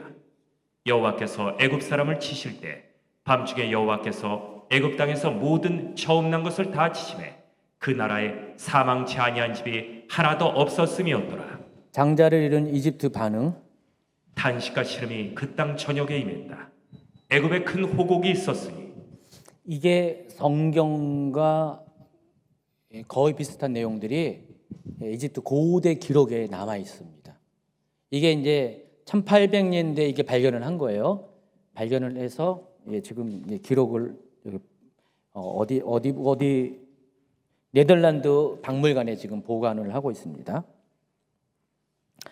자, 그래서 지금 잠깐만요. 그 전에 60페이지 넘어가면은 이제 하나님께서 모세에게 구체적인 출애굽 계획을 알려주는 장면이 나옵니다. 여러분 이제 앞서 출애굽기 6장에 보면은요, 모세는 2번에 걸쳐서 자기의 무능함, 부족함, 자기는 이미 둔한 자라는 그런 하나님께 호소를 하잖아요. 하나님, 내가 해봤는데 나는 입이 둔한 자입니다. 내가 말을 해도 걔가 안 들어요. 파라오가 안 들어요. 그러니까 나는 도저히 못하겠습니다라고 하는 자기의 무능을 호소하는, 자기의 부족함을 아뢰는 장면이 출애굽기 6장 10절부터 12절 또 28절부터 30절에 나와 있잖아요. 그래서 이 7장은 이것에 대한 답변으로 시작이 됩니다. 모세가 하나님 앞에 자기가 부족하다는 것을 이야기했고 7장은 이 모세의 호소에 대해서 하나님이 이렇게 답변을 합니다. 7장 1절 여호와께서 모세에게 이르시되 볼지어다 내가 너를 바로에게 신같이 되게 하였은즉 네 형 아론은 네 대언자가 되리니. 여기 보면 바로에게 신같이 되게 했다. 이 신이 히브리어로 엘로힘이고요. 내 형 아론은 내 대언자 나비가 되겠다. 보통 선지자라고 번역을 하는 그 단어를 사용했습니다. 근데 여러분 엘로힘은 하나님을 부르는 호칭이잖아요. 그리고 이 나비 선지자는 하나님의 말씀을 대언하는 하나님의 그런 사역자잖아요. 자, 그런데 그러니까 이 단어 용어는 하나님과 선지자의 관계에서 부르는 두 가지 호칭인데 하나님께서 모세와 아론의 관계를 이렇게 부르시는 거예요. 지금 하나님께서 지금 모세가 6장에서 두 번에 걸쳐서 하나님 나는 입이 둔한 자이고요. 나는 내 말은 모세가 도무지 들으려고 하지 않습니다. 나는 자격이 없어요 라고 했을 때 하나님께서 뭐라고 말씀하시냐면은 내가 너로 하여금 파라오에게 엘로힘이 되게 하겠다. 그리고 아론은 너를 위해서 나비가 되게 하겠다. 그 얘기하는 거예요. 지금 모세가 지위가 지금 갑자기 인간의 지위에서 하나님의 수준으로 올라가는 거예요. 하나님이 지금 모세에게 그거예요. 나는 무능하다고 했을 때 너는 무능하지 않다. 왜냐하면 내가 너를 신이 되게 할 것이다. 엘로힘이 되게 할 것이고 또 너의 말을 전하는 아론은 나비가 되게 할 것이다. 대언자가 되게 할 것이다 라고 이렇게 규정함으로써 모세가 인간과 같은 수준의 그런 능력과 말을 전하는 사람이 아니라는 것을 지금 확신시켜 주고 있다는 것입니다. 그래서 모세는 이 얘기를 듣고 그때부터 용기를 가졌습니다. 그래서 6장까지는 그렇게 자기 존재에 대해서 무능함을 느꼈던 모세가 이 7장에서 1절에서 이 하나님의 말씀을 듣고 나서부터는 모세가 더 이상 주저하거나 그런 일이 없어지게 됩니다. 하나님 말씀처럼 되었고 또 하나님의 말씀에 힘을 입어서 용기와 확신을 갖고 나오게 되고 또 실제로 이 파라오가 이때까지 그 전까지만 해도 파라오가 모세를 대하는 태도는 한마디로 흥이었어요. 그냥 인정을 안 해줬는데 7장부터 쭉 보면은 이 파라오가 모세를 대하는 태도가 확 바뀐다는 것을 알 수가 있습니다. 그래서 하나님께서는 앞으로의 계획에 대해서 더 구체적으로 2절부터 5절까지 이야기해 줍니다. 내가 내게 명령한 바를 너는 내 형 아론에게 말하고 그는 바로에게 말하여 그에게 이스라엘 자손을 그 땅에서 내보내게 할지니라. 내가 바로의 마음을 완악하게 하고 내 표징과 내 이적을 애굽 땅에서 많이 행할 것이라. 바로가 너희의 말을 듣지 아니할 터인즉 내가 내 손을 애굽에 뻗쳐 여러 큰 심판을 내리고 내 군대 내 백성 이스라엘 자손을 그 땅에서 인도하여 낼지라. 내가 내 손을 애굽 위에 펴서 이스라엘 자손을 그 땅에서 인도하여 낼 때에야 애굽 사람이 나를 여호와인 줄 알리라 하시매. 하나님의 계시는 처음부터 다 열어주시지 않는 거 아시죠? 누누이 강조하지만은 하나님이 어떤 사람에게 부르셔서 소명을 줄 때는요 처음부터 너 이거 이렇게 해라 구체적으로 알려주시지 않아요. 보통의 경우, 대부분의 경우 그렇습니다. 처음에는 어떤 그 굵직한 그 개념적인 이야기를 해주세요. 그리고 나서는 조금씩 시간이 가면 갈수록 구체화시켜요. 제가 최근에 이제 세일 재편하면서 지금 한 2주 넘게 세일 재편하는데 조금씩 이렇게 하잖아요. 오늘은 제가 그 교구 총무와 부총무를 이제 지명을 했습니다. 몇 분이 이제 지원을 했는데 몇 분 지원 안 하셔가지고 오늘 지명을 했잖아요. 그리고 이제 총무와 부총무는 이렇게 할 겁니다. 라고 이렇게 했어요. 하나씩 엊그저께는 새로운 세일 카톡방을 만들라고 또 이렇게 했고요. 지금 아시죠? 세일 리더, 브리더 분들은 아시죠? 제가 지금 요즘 어떻게 하고 있는지 아시죠? 조금씩 야금야금 한 번에 다 하면은 다 도망갈까 봐, 부담스러워서 도망갈까 봐, 나 못해요라고 할까 봐 제가 조금씩 한 걸음 한 걸음 하잖아요. 그렇죠? 저도 그러잖아요. 제가 원래는 그런 사람이 아닌데, 원래는 그냥 처음부터 그냥 뽕 터트리고 하는 사람인데, 좀 제가 좀 이렇게 겪다 보니까 이게 좋은 방법이 아니라는 것을 알게 되면서 저도 하나님 방법을 좀 이렇게 배우게 된 거예요. 하나님이 그와 같이 하시더라고요. 하나님은 우리를 이렇게 세우실 때 한 번에 다 열지 않으시고요, 조금씩 열어가시더라고요. 그러니까 우리가 성장한 만큼, 우리가 받아들이는 만큼, 감당할 만큼. 그래서 지금 모세에게 처음 나타날 때와 두 번째 나타날 때, 또 모세에게 이 일을 처음 시킬 때와 또 두 번째 시킬 때는 하나님 계속해서 하나님의 계획들을 조금씩 확장시켜요. 더 구체적으로 알려주십니다. 지금 이 장면에 보면은 하나님께서 그 모세에게 전에도 말씀하셨지만은 이제 또 다시 말씀하신 것을 반복하는데, 그 말씀이 이전보다 더 구체적으로 알려준다는 것입니다. 그래서 하나님의 계획이 구체해야 될 때 모세는 비로소 어떻게 되냐, 그 계획을 아는 만큼 주눅들지 않아요. 하나님의 뜻을, 계획을 모르면 우리는 염려하잖아요. 하나님 도대체 뭘 말씀을 하셨는데 대체 뭘 원하는 건 아는데 그럼 내가 어떻게 그것을 해야 됩니까? 라는 그 질문 때문에, 그 두려움 때문에 망설이는데, 하나님의 계획을 알면 할수록 어떻게 해요? 사람은 그 아는 만큼 믿음이 가고 확신이 가고 또 거기에 따른 용기가 생긴다는 것입니다. 그래서 하나님의 계획이 알게 되니까, 구체적인 계획을 알게 되니까 모세와 아론이 바뀌는 거예요. 그때부터 더 이상 파라오 앞에서 주눅들지 않은 거예요. 파라오가 아무리 그렇게 무반응으로 해도 저는 6장에는 굉장히 무기력함을 느껴가지고 나는 할 수 없습니다라고 생각했던 모세가 7장부터는 바뀌기 시작한다는 것입니다. 물론 하나님께서 내가 너로 파라오에게 엘로힘이 되게 할 것이다, 내 형 아론을 나비가 되게 할 것이다 라고 말씀하셨지만은, 좀 더 하나님의 계획을 구체적으로 알게 되니까 모세는 그때부터 더 용기를 가지고 확신 가운데 더 이상 주눅지지 않고 하나님의 명령을 행하게 됩니다. 그래서 7장 6절은 이렇게 말합니다. 모세와 아론이 여호와께서 자기들에게 명령하신 대로 행하였더라. 굉장히 심플하게 나왔는데 앞의 내용과 비교하면은, 그전에는 뭐예요? 하나님 나 못해요, 나 입이 둔한 자예요 라고 했던 모세가 이런 하나님의 계획을 듣고 나서는 명령하신 대로 행하였더라 라고 확 바뀌어버리는 거예요. 그리고 이때 모세의 나이가 80이고 아론의 나이가 83이라고 합니다. 보통 성경에 보면은요, 그때 당시에 고대에 꼭 성경뿐만 아니라 그때 이 지역에 사는 사람들은요, 어떤 기념비적인 사건을 앞두고 항상 고대 문서에 보면은 영웅의 나이가 몇 세였다 이렇게 기록을 하거든요. 어떤 왕이 어떤 일을 해요. 어떤 무슨 어느 나라를 정복을 합니다. 그럼 그때 그 왕의 이때 이 왕이 누구고 그때 왕의 나이가 몇 살이고 이런 걸 꼭 기록을 했대요.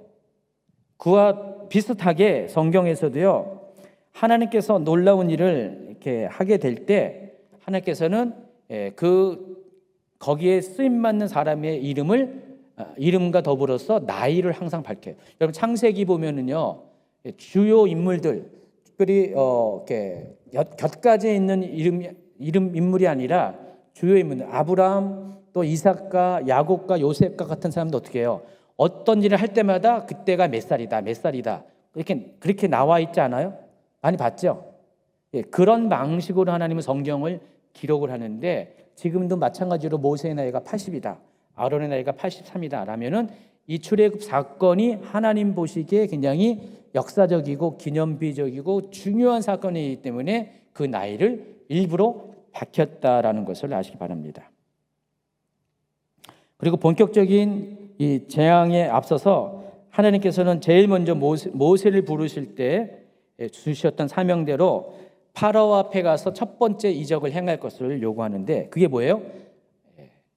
지팡이를 내밀어서 뱀이 되게 하는 거죠. 자, 그런데 7장의 8절 9절을 보니까 좀 약간 특이합니다. 한번 읽어주세요. 여호와께서 모세와 아론에게 말씀하여 이르시되 바로가 너희에게 이르기를 너희는 이적을 보이라 하거든 너는 아론에게 말하기를 너의 지팡이를 들어서 바로 앞에 던지라 하라. 그것이 뱀이 되리라. 하나님이 샘플로 보여줄 때는 모세가 갖고 있는 그 지팡이로, 목자의 지팡이로 뱀이 만들게 했고, 실은 모세가 이스라엘 장로들 앞에서 그것들 시연해 줬잖아요. 근데 파라오 앞에서는 모세 지팡이가 아니라 아론의 지팡이를 사용합니다. 그러니까 이때부터는 다 아론의 지팡이를 사용해요. 그래서 하나님께서 그 모세 지팡이를 사용하지 않고 모세의 대언자가 된 아론의 지팡이를 사용함으로 인해서 아론은 모세의 모든 것을 대신합니다. 그러니까 재앙을 일으킬 때도 거의 대부분 아론을 통해서 하게 하고요. 그런 식으로 하나님께서 풀어 간다는 것입니다. 그리고 앞에 5장에서 모세가 첫 번째 파라오를 만났을 때는 하나님께서 이 기적을 행하라는 소리를 안 했어요. 말만 했잖아요. 그러니까 말이 안 먹혔잖아요. 근데 이제 본격적인 10가지 재앙이 시작하기 바로 직전에는 하나님께서 이 재앙을 행하라고 합니다. 그러니까 그걸 봐서 그때까지는 아직 하나님의 때가 아니었어요. 하나님께서 본격적으로 일할 때가 아니었고, 이제 하나님께서 이제 10가지 재앙을 통해서 출애굽을 본격적으로 하시게 되는 하나님의 때가 이르니까 비로소 그 처음에 하라고 하셨던 그 재앙을 이적을 행할 것을 명령을 하신 것입니다. 자, 그런데 이집트의 요술사들, 번역에 요술사라고 좀 나와 있어서 요술사들도 뭐 옛날 번역에는 술객, 박수 이렇게 나왔는데 그들도 동일한 방식으로 이적을 행합니다. 근데 여러분, 사람의 능력으로 아무리 마술사라고 해도 지팡이로 뱀이 되게 할 수 있습니까? 또 물이 피가 되게 할 수 있습니까? 여러분 상식적으로 생각해 보세요. 사람의 능력으로는 그건 불가능해요. 마술이라는 게 두 가지 마술이 있습니다. 사람을 속이는 마술이 있고요. 또 한 가지는 정말 귀신에 사로잡혀가지고 귀신을 통해서 실제적으로 행하는 마술이 있어요. 오늘날도 그래요. 근데 지금 이 파라오의 그 술객들이 하는, 박수들이 하는 것은 바로 속이는 마술이 아니라 실제로 능력을 나타내는 마술이에요. 귀신의 힘을. 그래서 지금 이 장면을 통해서 우리가 알 수 있는 것은 지금 이게 그냥 단순한 게임이 아니라 영적인 대결을 하고 있다는 것을 아시기 바랍니다. 지금 하나님의 나라와 지금 사탄의 나라가 지금 초반에 지금 대결을 하고 있는 거예요. 그래서 실제로 그래서 이들도 똑같이 모세가 한 것처럼 따라서 할 수 있는 능력이 있어서, 여러분 귀신도 능력이 있습니다. 귀신도 기사와 이적을 행합니다. 귀신도 사람을 치유하는 능력이 있어요. 뭐 병만 주는 게 아니라 치유하는 능력이 있어요. 지금 그러한 어떤 차원에서 여러분 이 장면을 이해하셔야 된다는 것입니다. 그러나 아론의 지팡이가 그들의 지팡이를 삼키는 것으로 보아서 결국 하나님 나라가 이 영적 전쟁에서 승리하게 되고 앞으로도 계속해서 하나님 나라가 승리하게 될 것을 예고하고 있습니다. 그렇지만은 그걸 보고도 파라오의 마음은 완악해서 그들의 말을 듣지 않습니다. 7장 13절. 그러나 바로의 마음이 완악하여 그들의 말을 듣지 아니하니 여호와의 말씀과 같더라. 자, 드디어 이제 첫 번째 본격적인 10가지 재앙 중에 첫 번째 재앙이 시작됩니다. 이미 제가 아까 다 소개는 했는데 오늘 지금부터는 본문 중심으로 좀 보강적인 소개를 하는 겁니다. 아까 말씀드린 것처럼 이집트 사람들이 가장 중요하게 여기는 최고의 선물을 여기는 것이 나일강이라고 했잖아요. 그러니까 나일강은 그들의 생명줄이에요. 젖줄 수준이 아니라 생명줄이에요. 나일강이 있냐 없냐에 따라서 이집트가 존재하냐 존재하지 않냐 결정하는 거예요. 그래서 이집트 사람들은 나일강을 신으로 숭배했어요. 신과 같이. 나일강 자체가 신의 영역이에요. 그래서 아까 거기에 관련된 나일강과 관련된 신들이 많이 있다고 그랬죠. 대표적인 게 아까 쿠눔, 하피 소개를 했잖아요. 그렇죠? 생각나시죠? 생각 안 나요? 그래서 이 신들을 심판하기 위해서 하나님께서 나일강을 피로 물들게 했다고 말씀을 드렸습니다. 근데 원래 이 나일강에 아랍어로 뭐라고 부르냐면은 영어로 표현하면 the blood Nile이에요. 블러드가 피잖아요. 이 블러드 나일이라고 부른 이유는 홍수가 일어날 때 그 홍수에 의해서 이렇게 태적토가 위로 올라오거든요.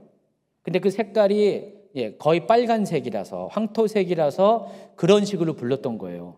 근데 그때는 홍수 때만 그런 일이 생기는 거예요. 이 홍수 때가 아마도 이스라엘의 그 절기와 엇비슷한 것 같아요. 가을 그 무렵인 거예요. 가을에서 겨울로 가는 그 무렵에 아마 그런 것 같아요. 그리고 나서 봄 시즌 요때쯤 되면은 이제 이게 그 나일강이 넘치는 게 없거든요. 나일강은 딱 1년에 한 번 넘쳐가지고 12월 중순경에는 이제는 나일강의 그 홍수가 다 끝나는데 지금 이 사건이 일어난 게 언제예요? 곧 10번째 재앙이 일어날 때가 언제예요? 6월절이잖아요. 봄절기예요. 3월, 4월. 지금 여기는 지금 아직 겨울절기에 아니 지금 봄절기에 가까운데 아직 6월절이 되지 전에 한 6월달 되기 기껏해 한 보름, 한 달 그 사이에 일어난 사건들이거든요. 그러니까 2, 3월에 일어난 사건들이에요. 그렇기 때문에 그 나일강이 넘치는 그 시즌과는 약 2달 정도의 차이가 있어요. 근데 지금 그 시기를 벗어나서 나일강이 블러드 나일이 될 이유가 없는 그 전혀 상관없는 계절에 지금 나일강이 정말 블러드 나일이 돼버린 거예요. 깜짝 놀랄 수밖에 없다는 것입니다. 도대체 이게 뭔 일인가 하고 경악을 금치 못했습니다. 더군다나 그 홍수가 질 때 이 블러드 나일은 그냥 색깔만 그런 거지 냄새는 그러지 않는데 지금의 이 나일강은 완전히 색깔도 그렇지만은 냄새도 비린내가 나는 정말로 피로 변하는 그런 사건이었거든요. 자, 하나님께서는 모세에게 명해서 그 같은 일을 행할 것을 명령합니다. 그러니까 7장 14절부터 18절에 보니까 17절부터 18절 읽어주세요. 여호와가 이같이 이르노니 네가 이로 말미암아 나를 여호와인 줄 알리라.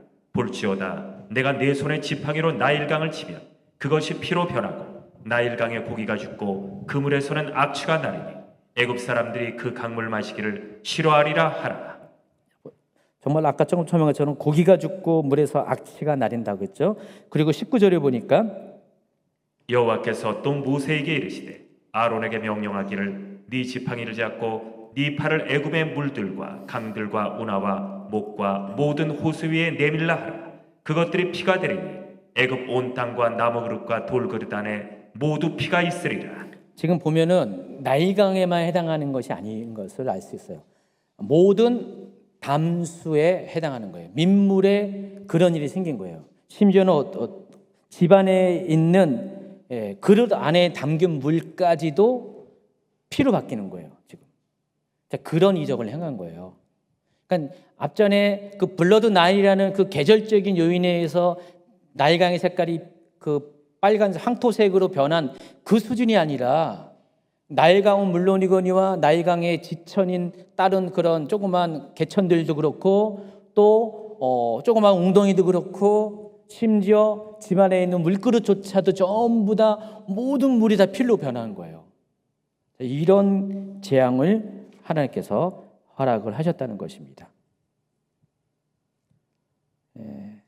그런데 이 재앙이 있고 나서 요술사들도 같은 방법으로 물을 피로 변하게 합니다. 그렇지만은 물을 원래 상태로 되돌릴 수가 없습니다. 자, 이것을 보고 파라오는 아무 일도 아니라는 것처럼 관심을 가지지 않고 그냥 자기 궁으로 돌아가 버립니다. 그리고 그 일이 있은 지 7일이 지나갑니다. 7일이 지나간 다음에 두 번째 재앙이 일어나게 됩니다. 제가 이제 뭐 특별히 설명 안 한 이유는 아까 다 했어요. 다 한 거니까 따로 설명합니다. 두 번째 재앙을 예고하시는데 8장으로 넘어가면 1, 2, 3, 4절. 여호와께서 모세에게 이르시되 너는 바로에게 가서 그에게 이르기를 여호와의 말씀에 내 백성을 보내라. 그들이 나를 섬길 것이니라. 네가 만일 보내기를 거절하면 내가 개구리로 너의 온 땅을 치리라. 개구리가 나일강에서 무수히 생기고 올라와서 네 궁과 네 침실과 네 침상 위와 네 신하의 집과 네 백성과 네 화덕과 네 떡반죽 그릇에 들어갈 것이며 개구리가 너와 네 백성과 네 모든 신하에게 기어오르리라 하셨다 하라. 아까 말씀드린 것처럼 이집트에서 개구리는 어떤 의미라고 했죠? 역시 마찬가지로 나일강과 관련돼서 나일강의 범람이 이제 끝나고 이제 농사를 질 수 있는 시즌을 알리는 그때에 올라오는 신성시하는 동물이었어요.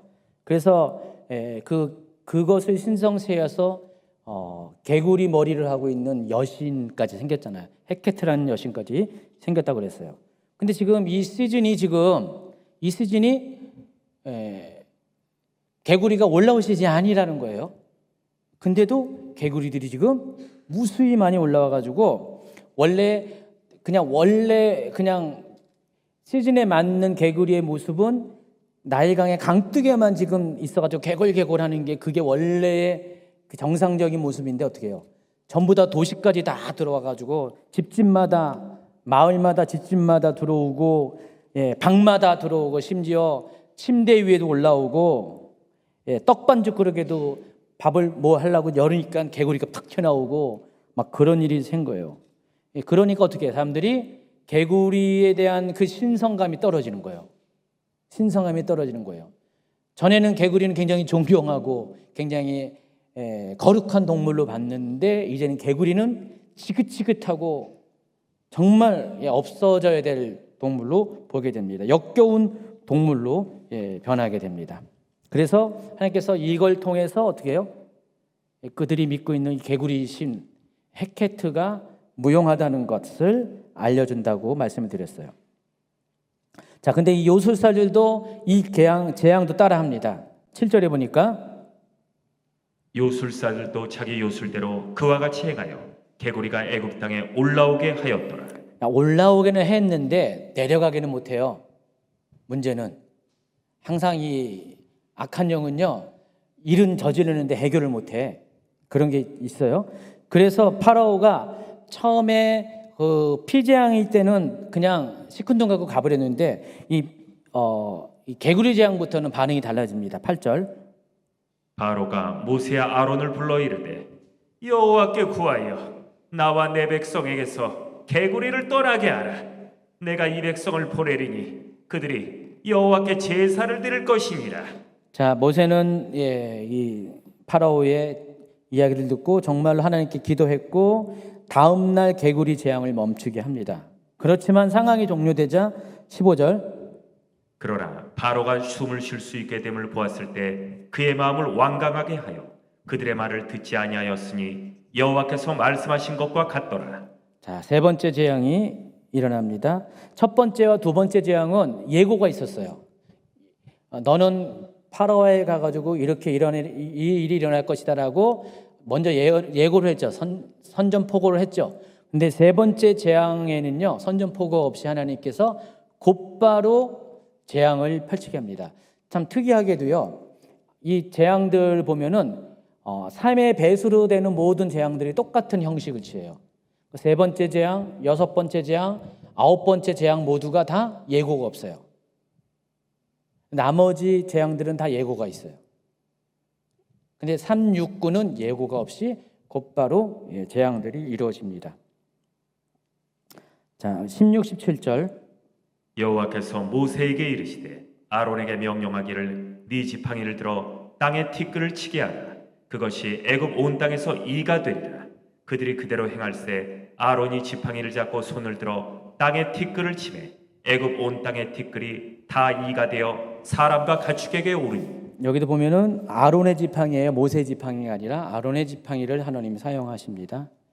그래서 이때 비로소 애굽의 이집트 요술사들도 이것이 하나님의 권능임을 인정하게 됩니다. 18, 19절. 요술사들도 자기 요술로 그같이 행하여 이 일을 생기게 하려 하였으나 못하였고 이가 사람과 가축에게 생긴지라. 요술사가 바로에게 말하되 이 일은 하나님의 권능이니이다 하였으나 그럼에도 불구하고 바로의 마음이 완악하게 되어 그들의 말을 듣지 아니하였으니 여호와의 말씀과 같더라 그랬어요. 이제 네 번째 재앙으로 넘어가면은 네 번째 재앙은 다시 하나님께서 예고를 하라고 합니다. 모세에게 명령해서 파라오에 가서 네 번째 재앙을 예고하게 합니다. 20절부터 23절. 여호와께서 모세에게 이르시되 아침에 일찍 일어나 바로 앞에 서라. 그가 물 있는 곳으로 나오리니 그에게 이르기를 여호와께서 이와 같이 말씀하시기를 내 백성을 보내라. 그러면 그들이 나를 섬길 것이니라. 네가 만일 내 백성을 보내지 아니하면 내가 너와 네 신하와 네 백성과 네 집들에 파리떼를 보내리니 애굽 사람의 집집에 파리떼가 가득할 것이며 그들이 사는 땅에도 그러하리라. 그날에 나는 내 백성이 거주하는 고센 땅을 구별하여 그곳에는 파리가 없게 하리니 이로 말미암아 이 땅에서 내가 여호와인 줄을 네가 알게 될 것이라. 내가 내 백성과 네 백성 사이를 구별하리니 내일 이 표적이 있으리라 하셨다 하라.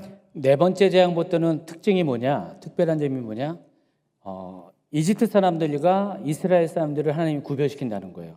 그 말은 뭐예요? 앞에 세 가지 재앙은 다 이스라엘 사람들도 동일하게 겪을 수밖에 없었다는 것을 아시기 바랍니다. 그러니까 네 번째 재앙부터는 하나님께서 이집트 사람들과 이스라엘 사람들을 구별해 주십니다. 나중에 여러분 이 10가지 재앙은 계시록에 보면은 세 종류의 7재앙과 비교가 돼요. 계시록에 보면은 7인의 재앙이 있어요. 첫 번째 7인의 재앙이 있고 7번째 인을 떼면은 그게 바로 7 나팔 재앙으로 연결되고요.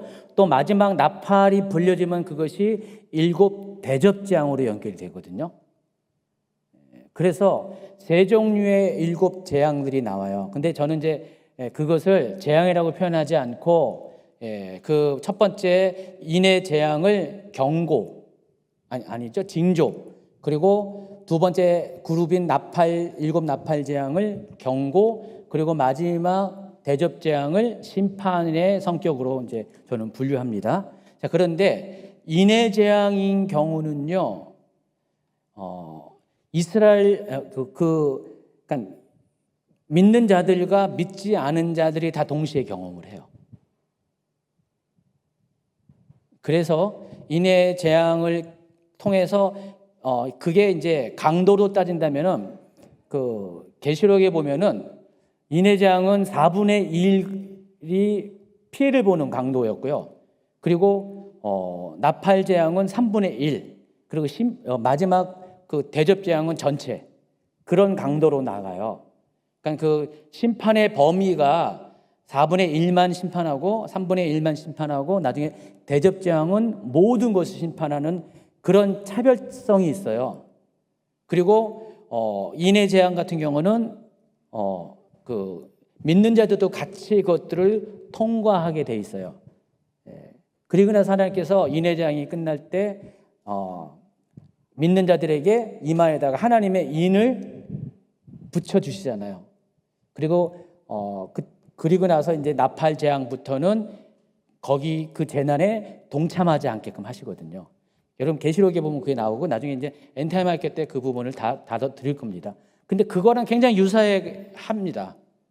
그래서 이집트에 내린 10가지 재앙도 그와 비슷한 패턴으로 가는 경향이 있어요. 그래서 처음에는 이 세 번째 재앙까지는 이스라엘 백성과 이집트 백성이 다 동시에 겪어야 돼요.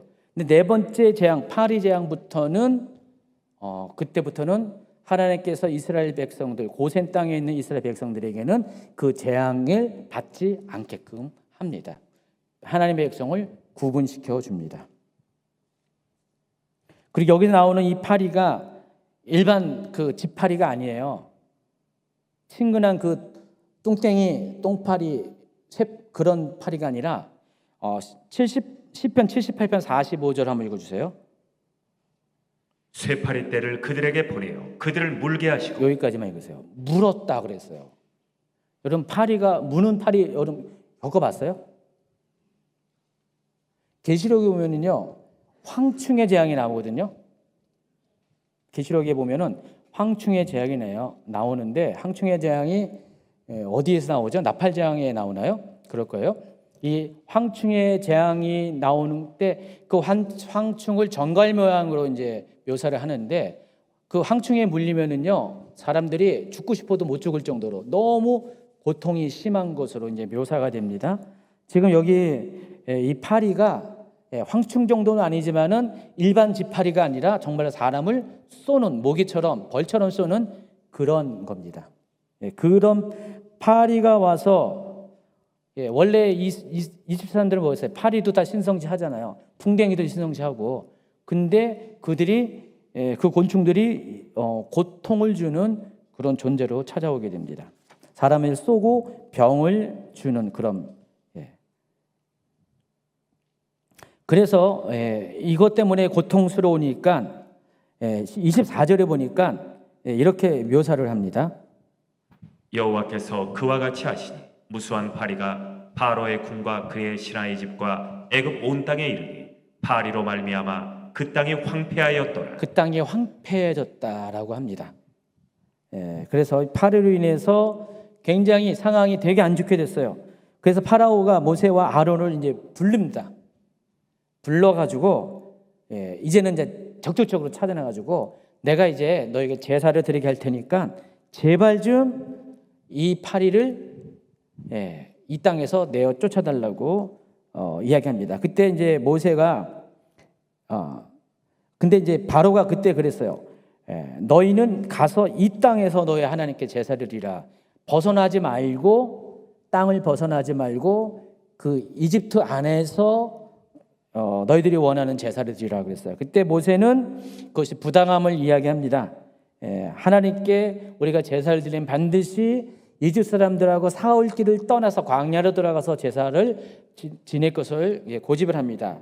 실제적인 이유가 있습니다. 이스라엘 사람들은요 제사를 어떻게 드리냐면 가축들을 희생 제물로 드리는 제사를 드리는데 이집트 사람들은 가축을 다 신성시했잖아요.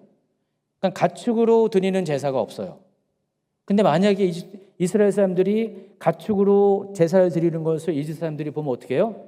분노한다는 것입니다. 지금 모세는 그 이유를 가지고 그러니까 사흘기쯤 광야로 들어가서 이집트 사람들이 보지 않은 곳에서 가축으로 드리는 제사를 드리게 해달라고 요청을 하고 있습니다. 어쨌든 파라오는 모세의 요구를 들어줄 것을 약속하고 자신을 위해서 간구해서 파리떼 재앙을 멈춰달라고 요청합니다. 그리고 또 모세는 하나님께 기도했고 그랬더니 파리떼 재앙이 멈추게 됩니다. 8장 31절. 모세가 바로를 떠나 나와서 여호와께 간구하니 여호와께서 모세의 말대로 하시니 그 파리떼가 바로와 그의 신하와 그의 백성에게서 떠나니 하나도 남지 아니하였더라. 그러나 바로가 이때에도 그의 마음을 완강하게 하여 그 백성을 보내지 아니하였다. 이제 다섯 번째 재앙으로 넘어갑니다. 가축이 죽는 재앙 9장으로 넘어가는데 이 가축들이 어떻게 죽냐면은 심한 돌릴병으로 죽게 됩니다. 요즘 시대에 따지면 어떤 겁니까? 구제역 뭐 그런 거 있잖아요. 돼지 뭐라 그러죠? 돼지 무슨 뭐 있잖아요. 그런 것들 한번 걸리면은 그냥 회복이 안 되죠. 잘 요즘 가축에 있는 전염병 있잖아요. 그거 어떻게 해요? 농장에 있는 모든 돼지를 전부 다 매몰시켜 버리잖아요. 몇만 마리까지 막 닭도 그렇고 닭 조류 인플루엔자 이런 것들. 자 그런 게 지금 이렇게 돕니다. 지금 그게 돌아가지고 모든 가축들이 다 죽습니다. 그런데 4절에 보니까 읽어주세요. 여호와가 이스라엘의 가축과 애굽의 가축을 구별하리니 이스라엘 자손에게 속한 것은 하나도 죽지 아니하리라 하셨다 하라. 여기도 이스라엘에 속한 것들은 하나님이 건드리지 않아요. 네 번째 재앙부터는 이스라엘 사람에 속한 것과 이집트 사람들에 속한 것들을 구분하는 것을 알 수가 있습니다. 자, 이것은 그 하토르, 아피스, 무네미스 뭐 이런 그 소와 관련된 이집트에서 신성시하는 소와 관련된 가축들의 그 신들에 대한 심판이라고 합니다. 자, 그래서 그럼에도 불구하고 바로는 마음을 관광하게 백성을 보내지 아니하더라. 7절에 나옵니다. 그리고 또 6번째 재앙이 일어나는데 이때도 아까 말씀드렸죠. 3, 6, 9 패턴이 있다고 했죠. 예고 없이 또 하나님께서 모세와 아론에게 6번째 재앙을 행하라고 이야기합니다. 8절부터 11절. 여호와께서 모세와 아론에게 이르시되 너희는 화덕에 재 두 움큼을 가지고 모세가 바로의 목전에서 하늘을 향하여 날리라. 그 재가 애굽 온 땅에 티끌이 되어 애굽 온 땅의 사람과 짐승에게 붙어서 악성 종기가 생기리라. 그들이 화덕의 재를 가지고 바로 앞에 서서 모세가 하늘을 향하여 날리니 사람과 짐승에게 붙어 악성 종기가 생기고 요술사들도 악성 종기로 말미암아 모세 앞에 서지 못하니 악성 종기가 요술사들로부터 애굽 모든 사람에게 생겼습니다. 계시록에도 이와 비슷한 재앙이 등장을 합니다. 그래서 악성 종기가 나가지고 피부병이 말하는 겁니다. 사람이고 짐승에게 모두 이런 것이 고통을 주는 장면입니다. 그럼에도 불구하고 여기 보니까 12절에서는 이렇게 말해요. 한번 읽어주세요.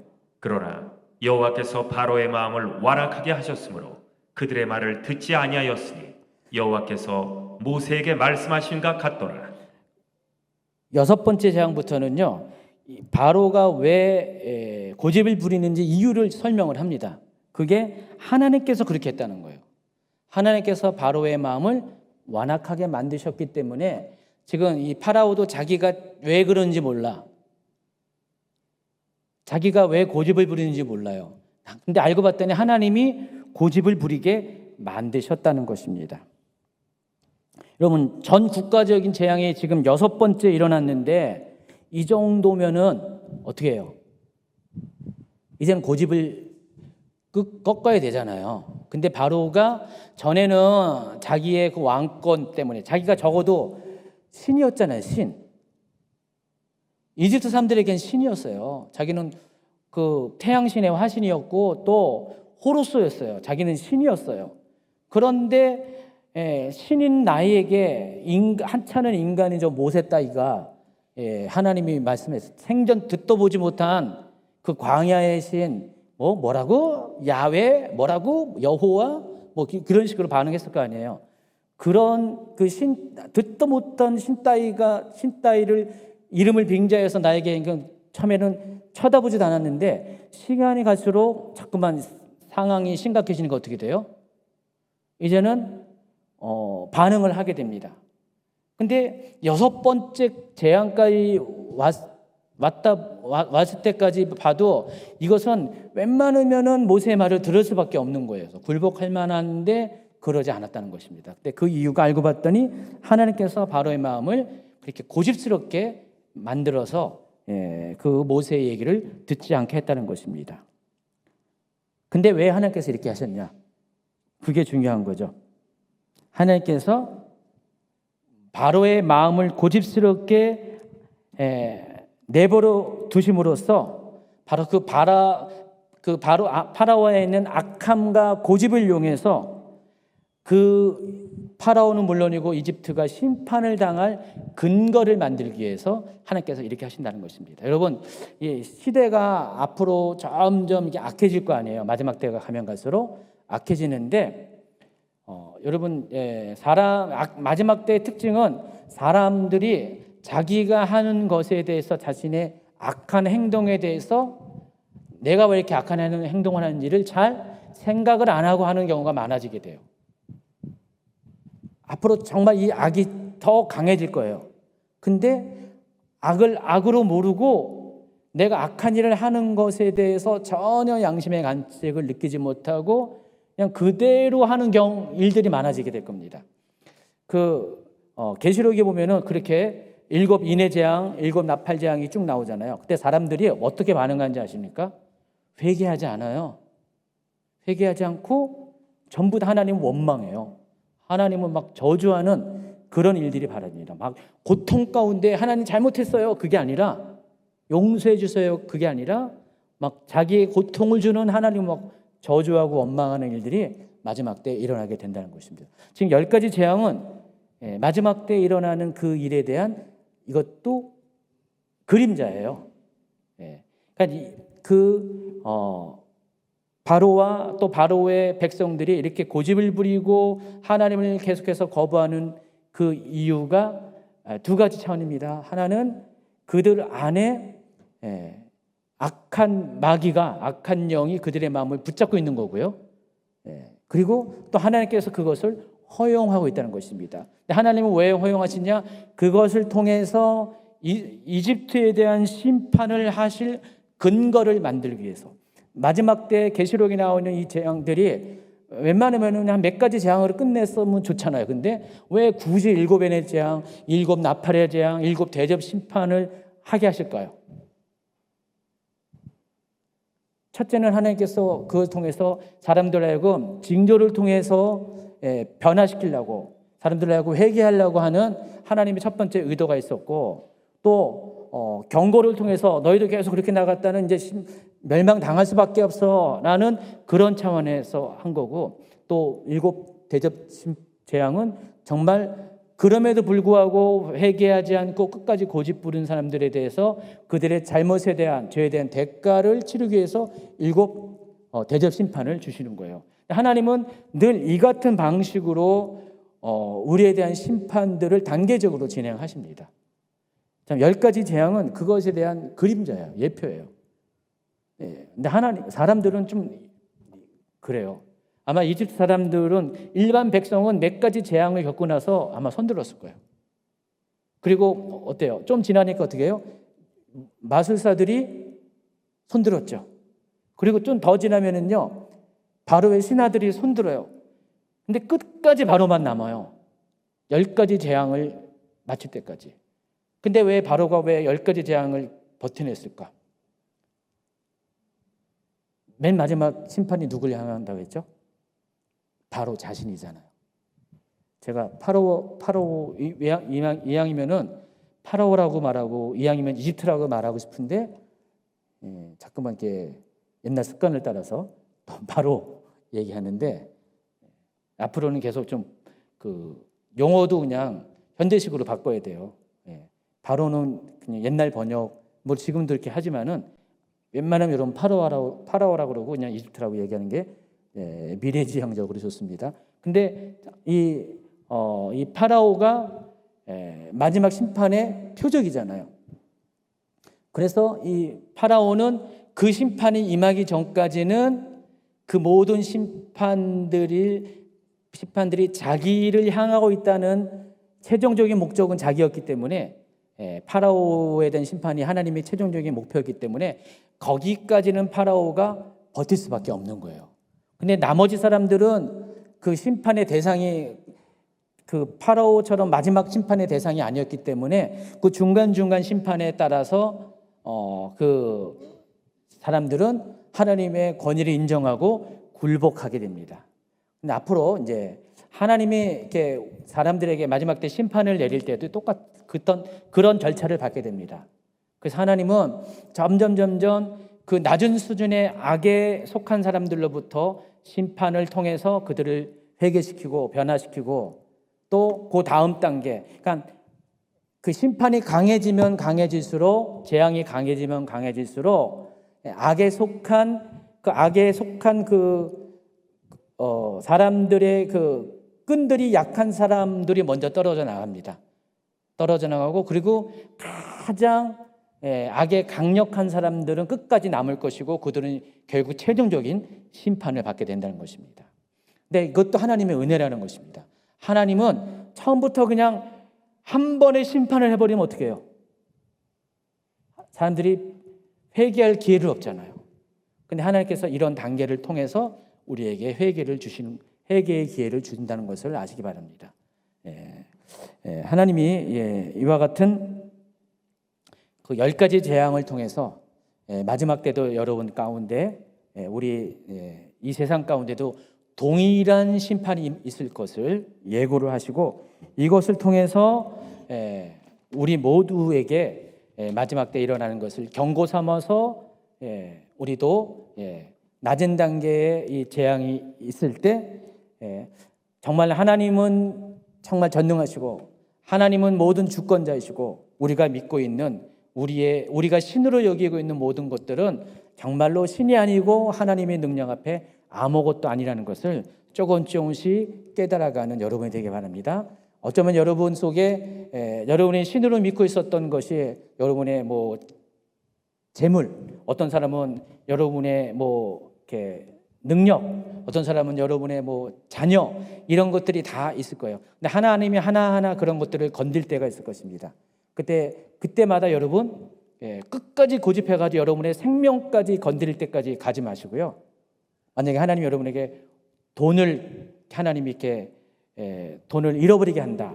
어느 날 갑자기 재산을 잃어버린다. 그러면은 그때 빨리 하나님 앞에 굴복하고, 그게 여러분의 우상이었던 거예요. 바로 하나님께 돌이킵니다. 어떤 사람은 그게 아니고 계속 버텨요. 근데 그 다음에 건강을 건드렸다. 그러면 그때 또 하나님께 굴복을 할 수가 있어요. 근데 그럼에도 불구하고 계속해서 그 다음의 것들을 뭐 하나님이 건드시고 심판을 주시고 최종적으로 생명까지 건들 때까지 이렇게 하나님 앞에 회개를 거부하고 또 순복하지 않는 사람들은요, 끝까지 갈 때까지 갑니다. 그런 사람이 누구라고요? 바로 여러분, 바로 수준까지 가면 안 됩니다. 그냥 여러분이 하나님 앞에 그렇게 악한 삶을 살더라도 이제 백성의 수준에서 빨리 돌이키고요. 안 되면은 마술사, 안 되면은 신화, 점점 그 단계에 계속해서 최종적인 단계까지 가지 않길 바랍니다. 출애굽기 10가지 재앙은 이 부분에 대해서 여러분이 어떻게 해야 될까를 알려주는 또 그림자에 해당합니다.